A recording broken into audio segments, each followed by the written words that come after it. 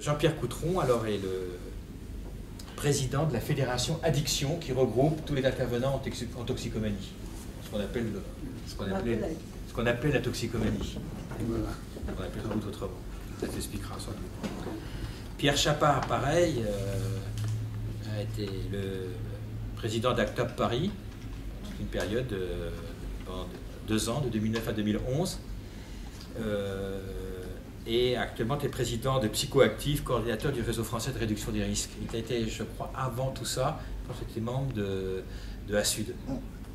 ASUD, c'était une association très importante, ça, je pense qu'on en reparlera sans doute, qui a changé la manière dont on pouvait discuter politiquement de la question des drogues, parce que c'était des usagers de drogues non repentis qui disaient « nous existons, nous avons des choses à dire et nous voulons exister sur la scène publique ». Il réalisait ce que Rancière appelle un acte politique par excellence, c'est-à-dire un nouveau groupe qui surgit sur la scène politique et qui dit nous existons. Et enfin, Anne Coppel est un peu notre patronne à tous, quelque part, sainte patronne à tous, puisque ça fait des dizaines d'années qu'elle travaille d'arrache-pied sur ce sujet, et elle a fondé une association qui a marqué un tournant aussi dans l'histoire de la question des usages de drogue, qui s'appelait Limiter la casse, à une époque où on se battait, pas pour l'ouverture de salles de shoot, mais pour simplement que les seringues soient mis en libre circulation, pour que des programmes de substitution existent, enfin sur des questions sur lesquelles des victoires ont été remportées. Alors c'est ça qui est important aussi, c'est des gens qui ont beaucoup réfléchi, beaucoup travaillé, qui sont des vrais activistes de la question, et qui ont remporté des victoires, je trouve. Ça, c'est important de le dire, parce qu'on a souvent l'impression quand même, comme vous l'avez dit tous les trois, on a vécu 7 années d'hiver, qui sont les années, entre autres les années Sarkozy, qui ont été des années de recul sur ce terrain-là absolument incroyable. Mais en même temps, petit millimètre par petit millimètre, des victoires successives ont été remportées. La dernière étant cette ouverture d'une première salle de shoot en France, dans cet arrondissement, qui est un peu aussi un aboutissement du travail. Alors, je vais vous laisser la parole à tous les trois, dans l'ordre, pour que vous parlier de ce sujet. Donc, je laisse la parole à Jean-Pierre Coutron. Bon, donc, si je reprends, moi, le fil partant de tu l'as laissé, donc effectivement, moi, je suis ce qu'on appelait autrefois un intervenant en toxicomanie, de formation psychologue. Je sais pas si ça, j'ai la voix un peu, voilà, de formation psychologue. Je travaille dans un XAPA, c'est un centre de soins, d'accueil, de prévention en addictologie, en banlieue, à Mantes-la-Jolie, dans les Yvelines, j'en viens. C'est un peu là que j'ai commencé mon boulot. Alors, pour reprendre ce que tu disais, ce que j'ai envie de dire, c'est j'ai été élevé, formaté dans une culture qui était celle des intervenants, qui était celle de la loi 70, la loi qui régit les questions d'addiction et qui créait une espèce de binôme qui était soit tu es un délinquant et tu vas être puni, la loi pénalise même l'usage privé, même l'usage qui ne nuit à personne d'autre qu'à soi. Et si tu n'es pas délinquant, c'est que tu es malade, et donc tu vas être soigné. Et la loi ouvrait une porte assez gentille qui était, si tu demandes à être soigné, tu seras reçu anonymement et gratuitement. Alors, je vous dis ça parce que ça va renvoyer à plein de choses qui croisent les travaux d'Anne Coppel et puis le débat qu'on a pu mener sur les salles de consommation. Il y avait cette espèce de culture qui était soit tu es délinquant, soit tu es malade. Et entre les deux, il n'y avait plus beaucoup d'espace, et on pourrait dire qu'il y en a même eu de moins en moins, puisque en 72, on interdit la vente des seringues, en 86, enfin, on lance petit à petit les interpellations des usagers simples qui ne vont faire qu'augmenter, on passe de 10 000 à 130 000, 140 000 au jour d'aujourd'hui.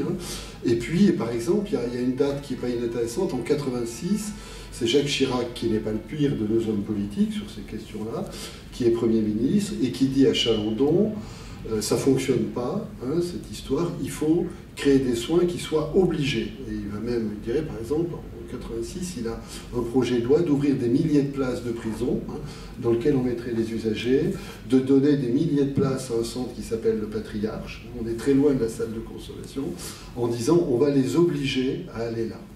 Donc il y a un schéma qui était celui du soin, qui était soit tu es délinquant, soit tu es malade, et si tu es malade, puisque la loi pénalise l'usage, il n'y a pas d'autre solution que de devenir abstinent. Et donc le modèle qui organisait les soins, c'était le modèle de l'abstinence. Voilà. Alors, effectivement, il a fallu un certain nombre d'événements, je ne vais pas les reprendre parce que probablement d'autres les diront, mais je vais juste rappeler le plus spectaculaire qui a été l'arrivée du sida.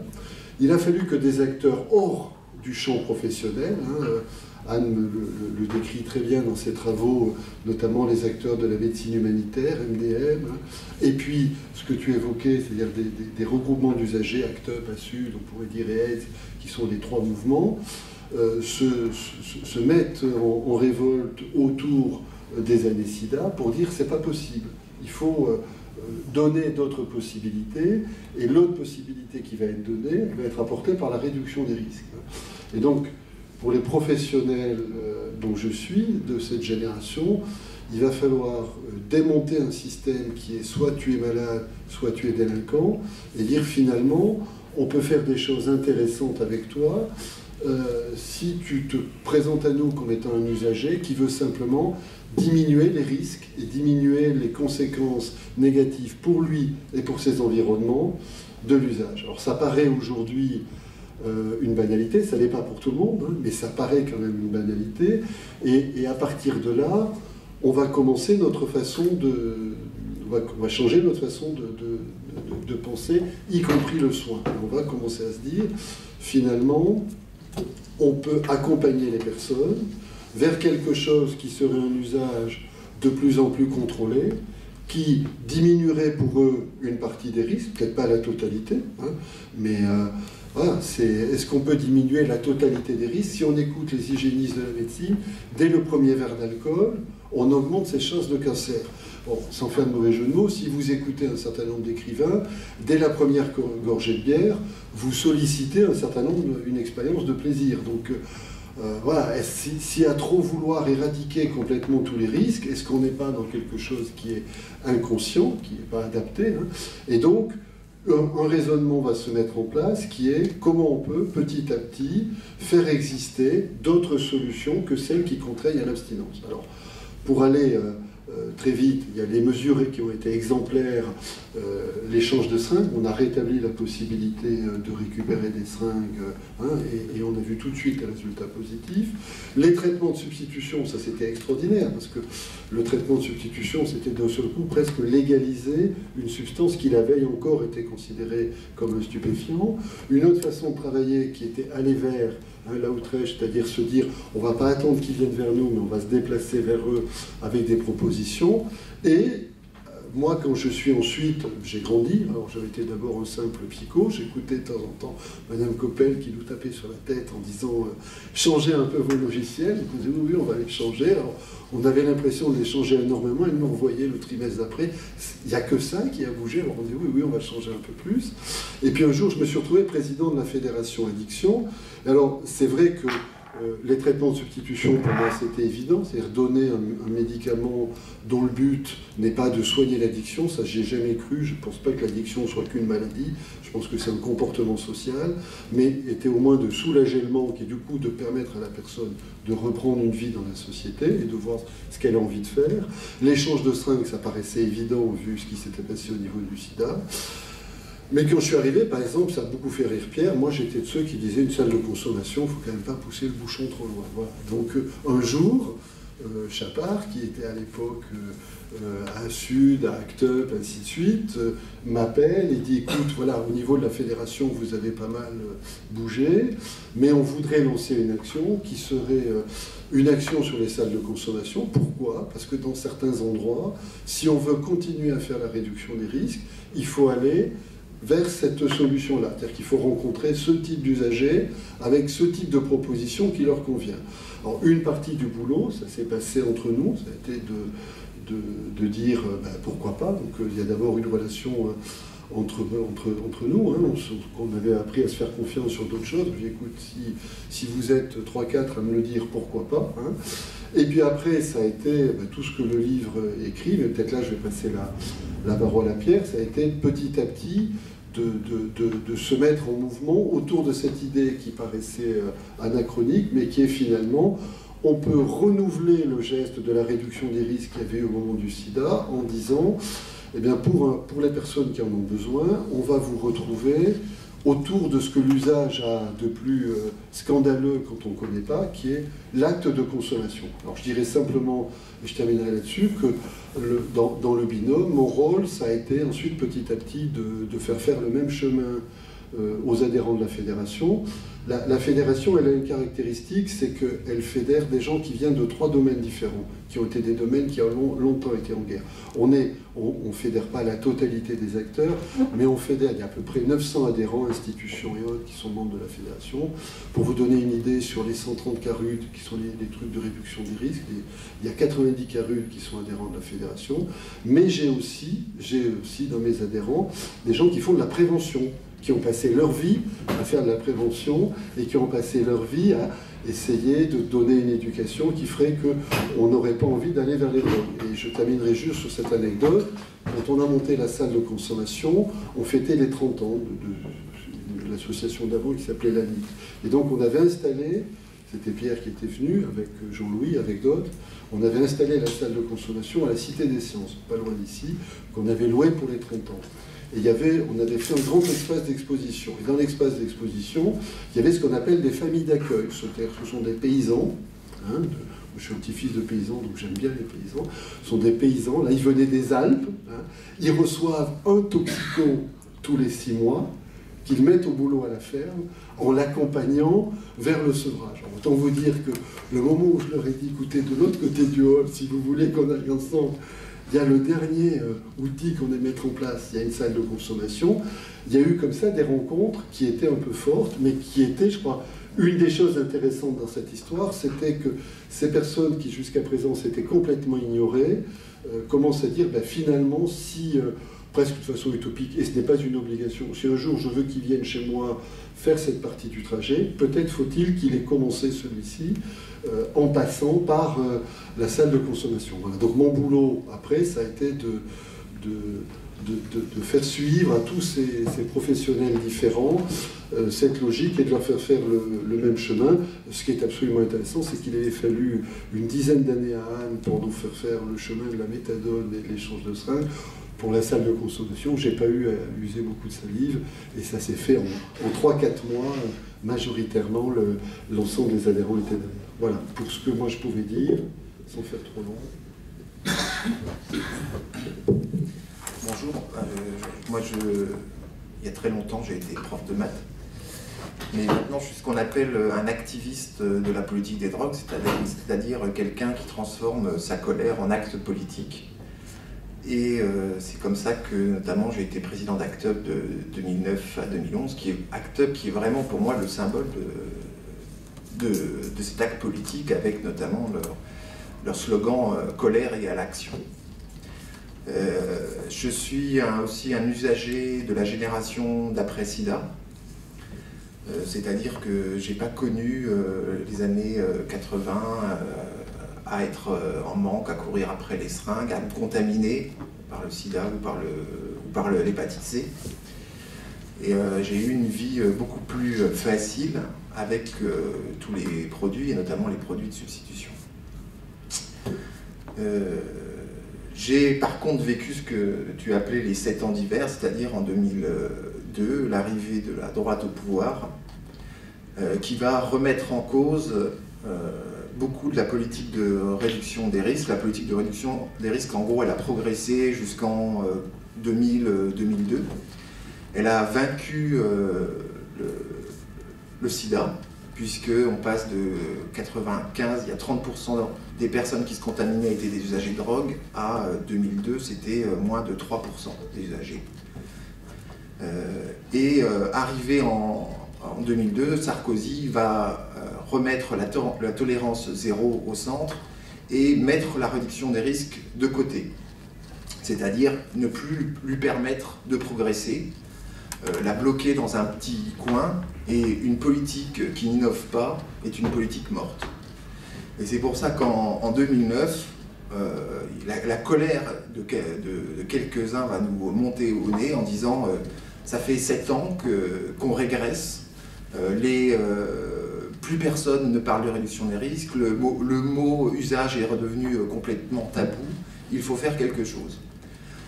Et on a décidé du coup de monter une salle de consommation à moindre risque dans les locaux d'A-Sud. Alors il y a eu une discussion entre nous parce que certains activistes voulaient aller plus loin, voulaient monter une vraie salle avec des usagers qui consommaient. Et finalement, on s'est dit que pour donner envie à tout le monde, il ne fallait pas aller aussi loin, il fallait monter une vraie salle, mais ne pas la faire fonctionner et la montrer aux journalistes.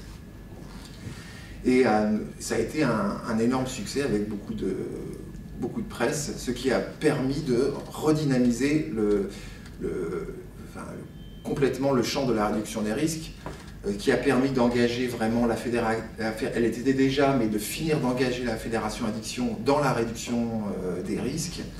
Ça a permis d'aller voir beaucoup de politiques, que la réduction des risques se reconnecte avec les élus locaux, qui n'avaient plus entendu parler de réduction des risques. Alors, c'est quoi, vite fait, une salle de consommation, parce qu'on en parle depuis le départ. Quand on a fait cette action, on avait déjà été certains voir des salles de consommation. Il y en a de plus en plus, et il y en a déjà dans 8 ou 9 pays, que sont la Suisse, la Hollande, l'Espagne, l'Allemagne, la Norvège. C'est vraiment un outil plutôt européen en plus, les salles de consommation. Il y en a 2 dans les anglo-saxonnes qui sont en Australie et au Canada. Une salle de consommation, c'est un lieu où les usagers précarisés, qui normalement shootent sous les ponts, peuvent venir consommer.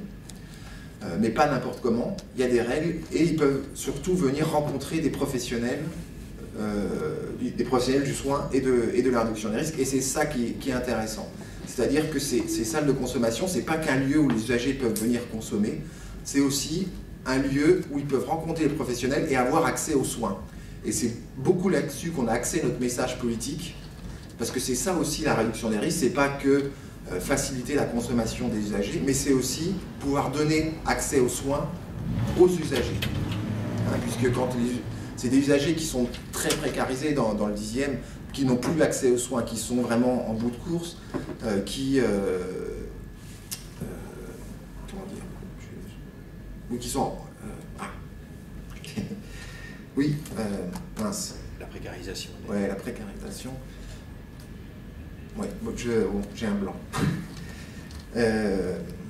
Oui, donc... On a, donc, oui, vous savez, on a convaincu Madame Bachelot, qui est à l'époque ministre de la Santé, d'essayer de lancer l'expérimentation des salles de conso. Sauf qu'à l'époque, il y avait alors, la MILC, la mission interministérielle de lutte contre les drogues, il y avait Étienne Appert, qui était l'ancien conseiller pénal de Sarkozy, celui qui fait la politique des drogues, qui était vraiment un opposant de la réduction des risques, et qui a été jusqu'au Premier ministre pour que le Premier ministre dise, c'était en août 2010, non. Les salles de consommation ne sont ni utiles ni souhaitables. Et puis ensuite, on a continué à essayer de convaincre. On a été voir notamment les élus de gauche, François Hollande, Marisol Touraine, et puis ils ont gagné les élections. Et on a mis en place. Alors, vous avez peut-être entendu parler dans le 10e, cette mise en place est très laborieuse. Nous, ça fait plus d'1 an qu'on dit qu'il faut le mettre en place. Et en ce moment, le problème de ça, qui est le problème de la réduction des risques en général, c'est qu'elle est prise dans la politique. Et notamment avec les prochaines municipales en 2014. On est déjà dans les municipales de 2014, ce qui fait qu'elle est déjà prise dans ces municipales, dans le clivage gauche-droite, ce qui est un gros problème. Voilà. Oui, juste, ce qu'il faut quand même que les salles de conso, c'est un outil qui a plus de 30 ans. La première salle de consommation était en 86 à Berne. Donc il y a eu énormément d'études dessus, contrairement à ce que peuvent dire les opposants. Et il y a trois types de conclusions auxquelles sont arrivés les scientifiques, parce qu'elles ont été énormément étudiées aussi. Premièrement, c'est qu'elles réduisent les risques de VIH, mais aussi de VHC, et ça, on n'en a pas parlé, mais on n'a encore pas fini avec l'hépatite C en France. Il y a entre 60 et 70% des usagers de drogue injecteurs qui sont contaminés par le VHC, qui est une maladie qui peut être mortelle, qui fait en France 4000 à 5000 morts par an. Elle réduit les risques de tout ce qu'on peut choper dans la rue, c'est-à-dire abcès, endocardite et virus en tout genre. Et quand on shoot sous les ponts, il y a énormément de virus. Ce qui a été prouvé aussi, c'est que c'est un outil d'accès aux soins très fort, ça je vous en ai déjà parlé, et que c'est pas qu'un outil sanitaire, mais c'est aussi un outil de sécurité et de mieux vivre ensemble. C'est ça qu'une partie des riverains n'ont pas encore compris, c'est-à-dire que ça vient, ça résout un problème plus que ça ne pose un problème. Hein, c'est-à-dire que les usagers qui étaient dans les cages d'escalier, dans les toilettes publiques, dans les halls d'immeubles, eh ben on leur donne un lieu où ils peuvent consommer. Donc en fait, les habitants n'ont plus à voir les usagers consommer. Donc ça rend un service à la fois aux usagers et à la fois aux habitants. Et enfin, quelque chose qu'on ne dit pas assez, mais qui pour nous, notamment à Sud, Act Up, est très important, c'est un outil de dignité et de citoyenneté. C'est-à-dire que ces usagers, ces parias parmi les parias, qui sont sous les ponts, dont personne ne veut, personne ou presque s'occupe, eh ben on leur donne un lieu dans la cité, on les réintègre autant physiquement que psychiquement, que symboliquement dans la cité. Et ça, c'est extrêmement important par rapport notamment à la loi de 70, c'est-à-dire qu'on intègre ces usagers dans la cité, on leur redonne une place dans la cité. Voilà, on en est. La salle de consommation devrait s'ouvrir avant l'été. On souhaite qu'il y en ait d'autres à Paris et dans d'autres villes, parce qu'une, ça ne suffira pas. Mais ça va bien au-delà de la salle de consommation ou de shoot, c'est-à-dire que ça, pour moi, ça a relancé un peu le débat sur la réduction des risques, relancé le débat sur la politique des drogues, et maintenant il faudra aller beaucoup plus loin. Voilà. Merci. Je n'ai pas précisé tout à l'heure que Anne est l'auteur d'un livre qui est sorti à la découverte aussi, qui s'appelle « Drogue, sortir de l'impasse ». On n'aura pas le droit de vendre les livres dans l'enceinte de cette réunion, mais s'il y a des gens qui veulent les acheter, vous pouvez les acheter à l'extérieur. Donc, on n'a pas le droit d'acheter à l'intérieur. On n'a pas le droit de vendre à l'intérieur, mais on les vendra à l'extérieur. Donc en sortant, dehors. C'est pire que dans la salle de conso. Voilà, si des gens veulent, on va la vendre dehors. Ce qu'on peut faire dedans, ce qu'on peut faire dedans. Anne. Oui, donc le livre que nous avons écrit avec Olivier Doubre a pour titre « Sortir de l'impasse ». Et c'est ce que je vais développer ici parce que la situation française est extrêmement bloquée. Et ça, c'est pas seulement... Enfin, on a pu espérer qu'elle allait évoluer lentement, pas à pas, jusqu'en 2002. Mais brutalement, il y a eu un recul terrible, qui a été insidieux d'ailleurs. Et on est revenu... la priorité du gouvernement a été la chasse aux usagers de cannabis, parce que avec toute une campagne, le cannabis tue, le cannabis rend dépendant, le cannabis rend fou. Je ne dis pas que le cannabis n'a pas d'effet, mais enfin bon, tout ça est une politique qui est une politique de guerre à la drogue. Et pourquoi est-ce qu'on s'est permis de se donner ce titre, sortir de l'impasse? C'est parce que si en France cette politique est complètement bloquée, la politique des drogues est complètement bloquée, on arrive à mettre un petit pied dans la porte là, grâce à la mobilisation de Pierre et le collectif qui a été créé. Il y a eu un petit pied, la porte s'est entrouverte, mais en fait on était dans une escalade et nous sommes toujours d'ailleurs dans une escalade de la guerre à la drogue. Une escalade extrêmement violente. Enfin, il faut quand même voir que maintenant, quand on n'avait pas l'habitude d'utiliser les armes à feu dans les quartiers populaires. Depuis 2010, l'escalade est telle qu'il y a des fusillades, il y a des morts, il y a des kalachnikovs qui sont utilisés. C'est quand même... Enfin, on a basculé dans une guerre violente. Alors bon, d'accord, on n'est pas encore au Mexique, mais pourquoi je dis sortir de l'impasse? C'est parce que justement, sur le continent américain, il y a eu un bilan qui a été fait, qui est le bilan de la guerre à la drogue. Et ce bilan, c'est que la guerre à la drogue est un échec. Ce qui est important là-dedans, c'est que ça n'est pas mon analyse ou l'analyse de sociologue ou de journaliste, c'est le diagnostic qui a été posé en 2012 par tous les gouvernements d'Amérique latine et des États-Unis.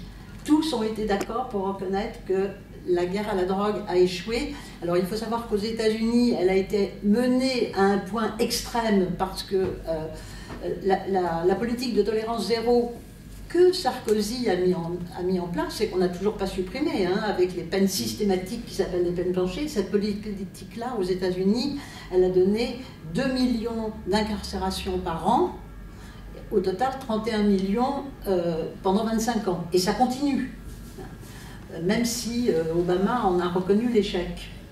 Bon, ça c'est l'échec au nord. Et au sud, alors je ne sais pas si certains d'entre vous suivent l'actualité, mais au sud c'est une véritable catastrophe. La guerre à la drogue, c'est pas un vain mot, hein, ça se mène avec des armées, les narcos. L'Amérique centrale est la région du monde la plus violente. Donc c'est-à-dire que c'est plus violent que ce qui se passe aujourd'hui en Syrie. Enfin, on est à peu près au même nombre de morts. Hein. On en est à 80 000, 70 000, 80 000. Donc c'est extrêmement violent. Bon. Et donc, ce bilan, il a été fait donc, en 2012. Enfin, il a été fait avant, déjà en 2011. En 2011, d'ailleurs, le Mexique qui est allé jusqu'au bout de la guerre à la drogue, il est allé... Pourquoi? Qu'est-ce que ça veut dire aller jusqu'au bout? C'est-à-dire qu'il est allé jusqu'au point où il s'est rendu compte que plus il combattait, et plus les mafias se renforçaient. Et plus la corruption, et plus la violence... Bon, donc, il faut sortir de ça. Bon, alors, à ce moment-là, ça c'était en 2011, à ce moment-là, la Colombie et le Mexique, qui sont les deux pays les plus engagés dans la guerre, ont demandé de changer les conventions internationales. Est-ce qu'on ne peut pas sortir de la prohibition? Ça serait raisonnable, peut-être que ça serait la bonne solution, mais ce qui se passe, c'est que dans la réalité, il est impossible aujourd'hui d'obtenir le conseil. Aujourd'hui, je parle d'aujourd'hui, je ne sais pas dans 5 ans, dans 10 ans, je n'en sais rien, mais aujourd'hui, il est impossible d'obtenir le consensus de tous les États des Nations Unies pour obtenir un changement. Il est même impossible d'obtenir par exemple de la France, qu'elle accepte qu'on pose le problème d'une réforme des conventions internationales. La question n'est pas sur l'agenda politique. Donc le résultat des courses, c'est que les pays d'Amérique latine aujourd'hui sont dans une impasse et ils ne peuvent pas espérer un soutien international. Il faut qu'ils se débrouillent tout seuls, voilà. Bon. Et heureusement, il y a eu tout un travail, toute une mobilisation qui s'est faite sur comment changer la politique des drogues. Et là, je reviens à l'histoire des salles de consommation, parce que comment changer la politique des drogues compte tenu qu'il n'y a pas de consensus sur le sujet.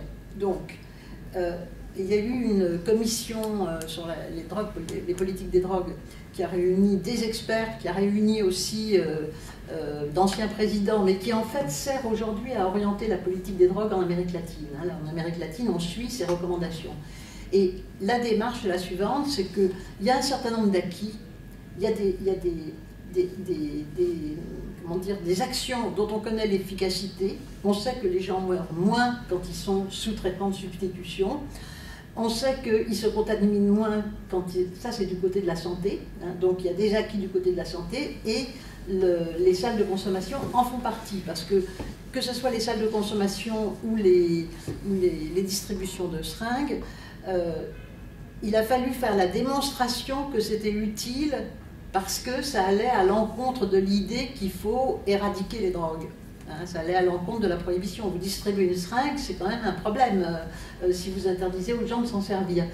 Et donc il y a eu toute une série d'études menées par l'OMS, l'INSERM, avec toutes les méthodologies les plus rigoureuses, indiscutables, etc., qui ont prouvé qu'un certain nombre d'actions étaient utiles. Les salles de consommation en font partie. Donc ça, c'est du côté de la santé. Et donc c'est la réduction des risques et des dommages. Enfin, en anglais, c'est harm, mais ça veut dire qu'on n'échappe pas... Bon, mieux vaut que les gens ne consomment pas, on peut toujours penser ça, mais quoi qu'il en soit, même si les gens consomment, il faut qu'ils puissent protéger leur santé. Donc ça, c'est la santé. Et en principe, la prohibition, elle est là pour protéger la santé, hein, donc c'est un premier point.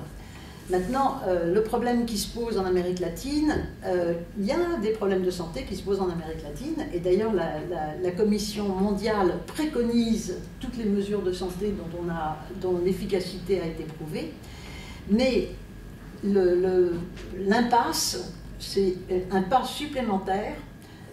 Et donc pour moi ça a été une espèce, enfin j'ai eu du mal à la comprendre, mais maintenant ça y est, je l'ai acquise, c'est de réduire les risques et les dommages qui sont liés au trafic. C'est-à-dire c'est la même chose, parce que si on ne peut pas éradiquer la consommation, on ne peut pas éradiquer non plus le trafic. Et donc, qu'est-ce qu'il faut faire? Ben, il faut faire en sorte que ça soit le moins violent possible.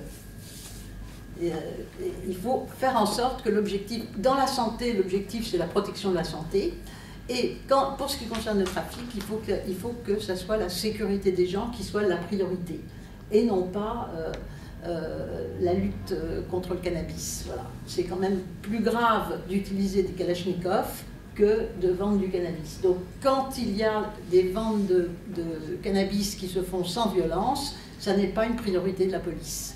Et c'est actuellement la politique qui est suivie en Amérique latine. Alors, on n'en est pas du tout là, en France, on n'en est absolument pas là. La politique qui est suivie à l'heure actuelle dans les quartiers, c'est plutôt une politique d'augmentation des risques. Il y a des tensions qui sont de plus en plus violentes dans les quartiers, parce qu'on est toujours dans l'idée qu'il faut éradiquer le trafic pour garantir la sécurité des gens. Bon, on est coincé. Enfin voilà. Donc, je raconte tout ça pour dire que même si en France aujourd'hui le débat est bloqué, on a quand même, je dirais, des pistes, on sait dans quelle direction on peut aller, et ce sont des directions qui sont, comment dire, il faut débloquer du côté de la santé, et puis il va falloir, et assez rapidement, qu'on débloque aussi du côté des quartiers, parce que si on n'a pas envie de vivre dans un régime mafieux, si on n'a pas envie de corrompu, parce qu'avec le trafic de drogue, on a un régime mafieux, on a un régime corrompu, on a un régime violent, si on ne veut pas ça, eh bien, il faut absolument chercher des alternatives, or il y en a. Et c'est, enfin mon idée à moi, c'est que en développant ces alternatives, que ce soit du côté de la santé ou que ce soit du côté de la production, avec par exemple le fait de cultiver son cannabis, ou du côté de la revente, on peut avoir des alternatives qui sont moins violentes que dans le système purement prohibitionniste. Voilà, alors donc, bon, ça ouvre très très large, hein. On peut peut-être commencer la discussion sur la question de la salle de consommation, et puis après... tu pourrais peut-être quand même revenir sur le débat légalisation, oui. Tel qu'il est éventuellement changé. Oui. Tu vois, sur les mots qu'on employait de légalisation ou de... toi, sur ce débat-là, peut-être que tu peux faire un point. C'est-à-dire que, enfin, bon, moi, en fait, je dirais, je suis rentrée dans le domaine des drogues parce que je cherchais, enfin, j'étais anti-prohibitionniste, c'est-à-dire je pensais que la prohibition, c'est une erreur et qu'il fallait sortir de ce piège. Et j'étais pas du tout sensibilisée aux questions de santé. Ça s'est fait en fait, enfin sous la menace du sida, hein, je suis de formation sociologue, et donc et en plus j'étais quand même aussi très influencée par les intervenants en toxicomanie, très influencée par Michel Foucault, très anti-médicalisation, hein, et donc pour l'arrêt de la prohibition et non pas pour la médicalisation. Et je dirais que c'est par l'action de terrain, avec les usagers d'ailleurs, parce que les usagers non plus, au départ, les usagers, ce qu'ils voulaient, c'est des droits, ils ne cherchaient pas à avoir une politique de santé. Ce n'était pas la première des revendications. On parlait des fondateurs d'Assud. Bon, sa revendication, c'était d'avoir le droit de consommer, c'était absolument pas autre chose. Mais je dirais que enfin, c'est les contraintes du réel, finalement, qui nous ont imposé de prendre en compte la santé. C'est pas comment dire... Et nous nous sommes rendus compte en cours de route que c'était par la santé qu'on avait réussi à obtenir le peu d'évolution qu'on a obtenu, c'est par la santé. Donc, je pense que la question, enfin, ce qu'il a emporté, c'est le pragmatisme plutôt que le débat idéologique pour et contre la légalisation. Moi, je suis plutôt pour la légalisation, mais je dirais, je ne sais pas quelle forme ça va prendre. Je pense que il va falloir... Je ne suis pas dans un modèle idéal, je suis pour avancer pas à pas en fonction des contraintes. Bon, je sais qu'on a des solutions qui sont possibles et qui sont vivables du côté du cannabis. Je ne sais pas ce que ça veut dire aujourd'hui, par exemple, légaliser la cocaïne. Bon, donc peut-être qu'un jour on aura une réponse, mais je dirais que pour le moment, on n'a pas d'alternative à accepter une progression pas à pas. Il n'y a pas de, comment dire, il n'y a pas de changement radical possible de cette politique. C'est aussi difficile de changer la prohibition que d'arrêter les paradis fiscaux. Voilà, c'est à peu près, d'ailleurs, les deux problèmes sont liés. Hein. Et donc, et en attendant, il est urgent de changer, parce que c'est vrai qu'il y a beaucoup d'intellectuels qui étaient anti-prohibitionnistes dans le temps, jusqu'à la fin des années 70, au début des années 80. Et grosso modo, leur position, c'était de dire ben oui, mais comme on ne peut pas arrêter la prohibition, ils ont laissé le problème de côté. Non, il y a des morts. La moitié des prisons du monde sont pleines de gens qui sont liés aux drogues. C'est un problème qu'il faut traiter. Les prisons, la corruption, les mafias, les morts, bon, tout ça fait qu'il faut régler ce problème-là et qu'on n'a pas d'autre choix pour le moment que de le régler pas à pas. Faisons déjà les salles de consommation, là où on peut les faire. Bon, après, il y a d'autres expériences qui sont possibles. Hein. On peut essayer de réduire les risques liés au trafic en échappant au marché noir. Bon, c'est ce que font les gens qui cultivent leur propre herbe. Enfin, il y a une gamme d'expériences possibles. On les développe, on les évalue, et si ça marche, tant mieux. Si ça ne marche pas, on en fait d'autres. C'est un peu cette démarche pragmatique qui est adoptée aujourd'hui, non seulement par moi, mais je dirais au niveau international, par tous les principaux activistes, qu'ils étaient anti-prohibitionnistes ou qu'ils n'étaient pas forcément au départ.